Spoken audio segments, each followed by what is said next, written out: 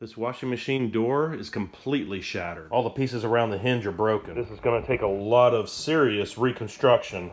I'll lightly put all the plastic together with this glue. This will help just get us the shape that we need. This plastic boss right here is very loose, so we'll secure it up with some body filler. Add it to the weakest spots here. We'll put the other side on to make sure everything is aligned. You can see right down into the holes so we know we have it lined up.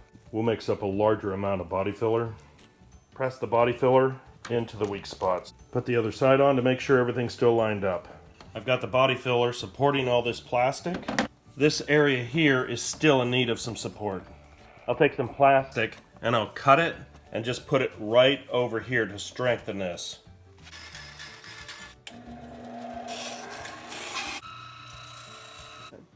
So we'll glue this on the front and strengthen it that way. I'll cover this with white vinyl to clean it up. And we'll place the vinyl on. Trim the vinyl. The white vinyl will make it look a little cleaner. Put the glue on both sides. Press it firmly into place. The door's back together. For $175, we could buy the plastic piece that's broken, not the entire door, but the plastic piece. This hinge right here is stuck, so I'm just putting it together one piece at a time.